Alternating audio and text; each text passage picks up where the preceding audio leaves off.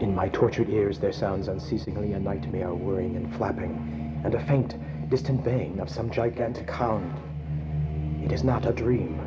It is not, I fear, even madness, for too much has already happened to give me these merciful doubts. St. John is a mangled corpse. I alone know why, and such is my knowledge that I am about to blow out my brains for fear I shall be mangled in the same way. Down unlit and illimitable corridors of eldritch fantasy sweeps the black, shapeless nemesis that drives me to self-annihilation. May heaven forgive the folly and morbidity which led us both to so monstrous a fate. Wearied with the commonplaces of the academic world, where joy soon grows stale, St. John and I had followed enthusiastically every aesthetic and intellectual movement which promised respite from our devastating ennui. The enigmas of the symbolists and the ecstasies of the pre-Raphaelites all were ours in their time. But each new mood was drained too soon of its diverting novelty and appeal. Only the somber philosophy of the decadence could help us, and this we found potent only by increasing gradually the depth and diabolism of our penetrations.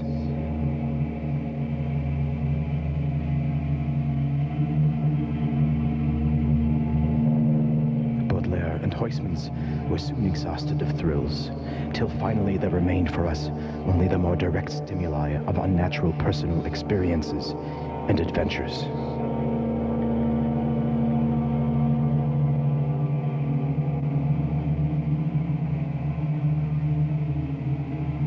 It was this frightful emotional need which led us eventually to that detestable course, which even in my present fear I mention with shame and timidity. That hideous extremity of human outrage, the abhorred practice of grave robbing.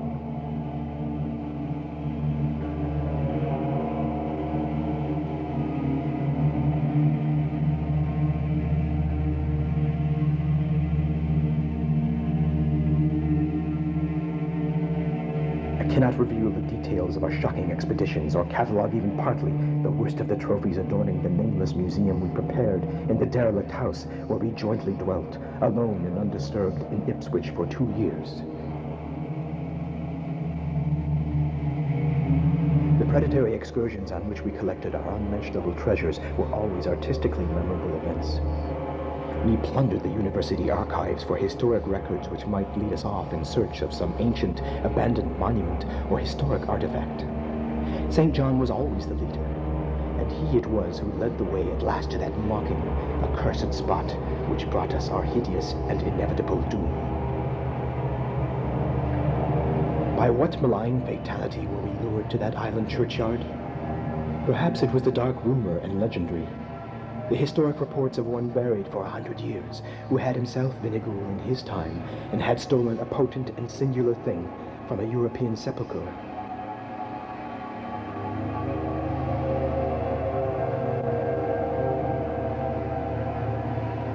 I can recall the scene in these final moments.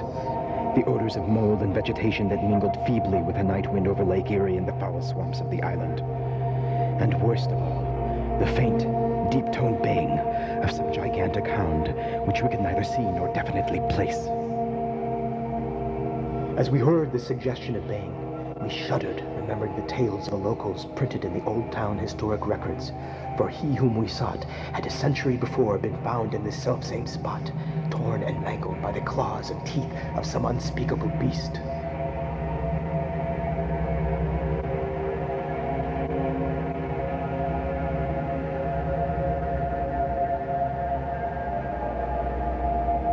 Then we struck a substance harder than the damp mold, and beheld a rotting oblong box crusted with mineral deposits from the long, undisturbed ground.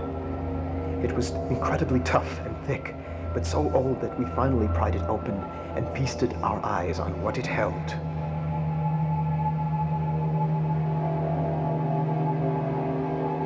Much, amazingly much, was left of the man despite the lapse of 100 years.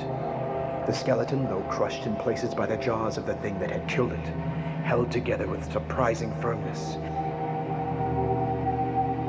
In the coffin lay an amulet of curious and exotic design. It was the oddly conventionalized figure of a crouched, winged hound or sphinx with a canine face, and was exquisitely carved in antique Oriental fashion from a small piece of green jade.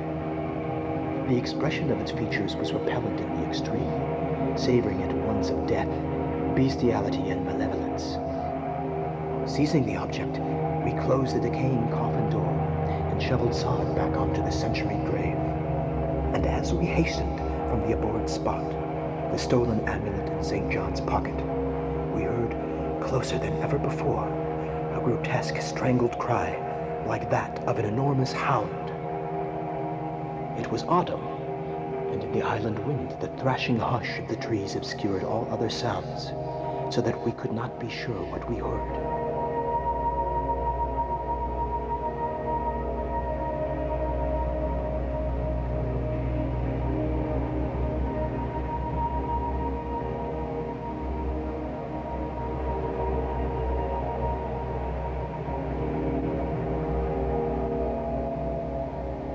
So too, as we oared back to shore, the wailing began again, rolling over the dark water.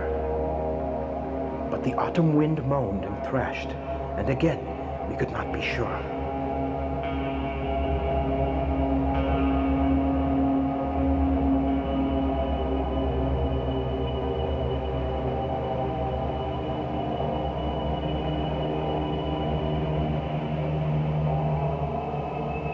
Less than a week after our return, strange things began to happen.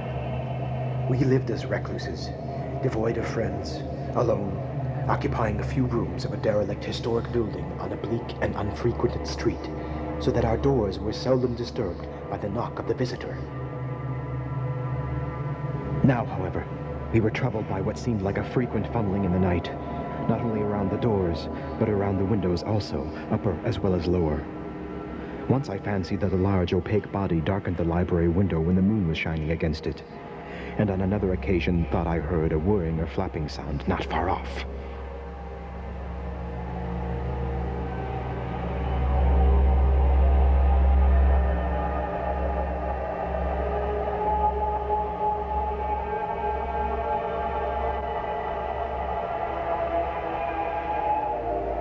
The jade amulet now reposed in a niche in our secret room.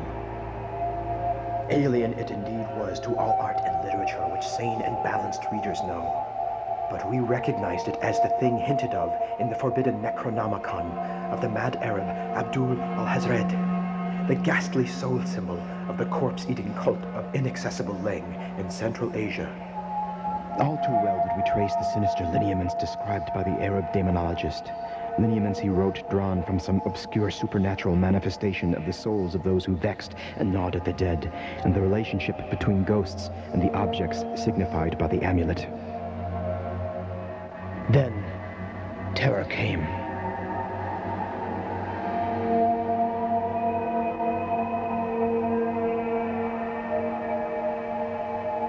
On the night of September 24th, I heard a knock at my bedroom door. Fancying it St. John, I rose to let him enter, but was answered only by a shrill laugh and an inexplicable rush of wind. There was no one in the corridor. When I aroused St. John from sleep, he was shocked by the event and became as worried as I. It was on this night that the faint, distant baying that we had thought we heard on the island cemetery became to us a certain, dreaded reality.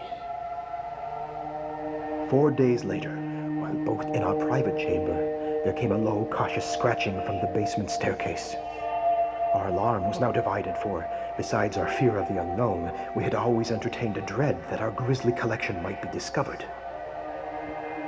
Extinguishing all lights, we proceeded upstairs, whereupon we felt an unaccountable rush of air, and heard, as if receding far away, a queer combination of rustling, tittering, and articulate chatter. Whether we were mad, dreaming, or in our senses, we did not try to determine. After that, we lived in growing horror and fascination. Mostly we held to the theory that we were jointly going mad from our life of unnatural excitements. But sometimes it pleased us more to dramatize ourselves as the victims of some creeping and appalling doom.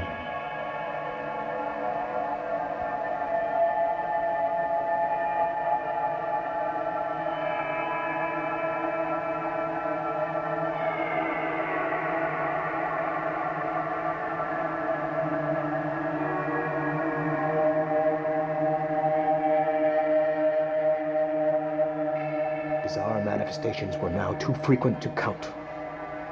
Our lonely house was seemingly alive with the presence of some malign being whose nature we could not guess. And every night that demonic baying rolled over the windswept streets, always louder and louder. On October 29, we found in the soft earth underneath our windows a series of footprints utterly impossible to describe. The horror reached a culmination on November 18, when St. John, walking home after dark from the dismal railway station, was seized by some frightful carnivorous thing and torn to ribbons. My friend was dying when I spoke to him, and he could not answer coherently.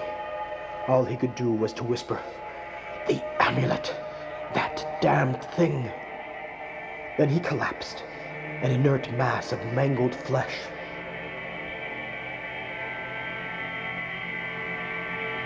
I buried him the next morning in one of our neglected gardens and mumbled over his body one of the devilish rituals he had loved in life. The following day, I carefully packed the green jade amulet and set off alone for the island cemetery. What mercy I might gain by returning the thing to its silent, sleeping owner I knew not, but I felt that I must try any step conceivably logical. What the Hound was and why it pursued me were questions still vague. But it was in that island churchyard where we had first heard that dreadful baying, and every subsequent event, including St. John's dying whisper, had served to connect the curse with our robbing of the amulet. Accordingly, I sank into the nethermost abysses of despair when, alone on a park bench along the way, I discovered that thieves had despoiled me of this sole means of salvation.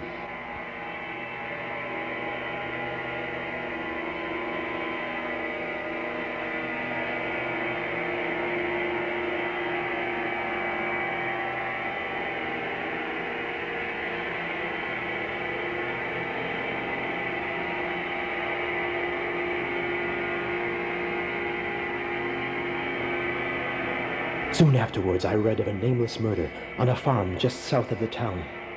The locals were in terror, for an entire family had been torn to shreds by an unknown thing which left no trace, and those around had heard all night the faint, deep, insistent baying as of a gigantic hound. So at last I stood again, in that same churchyard where a pale autumn moon cast hideous shadows, and the trees drooped sullenly to meet the withered frosty grass and cracking slabs.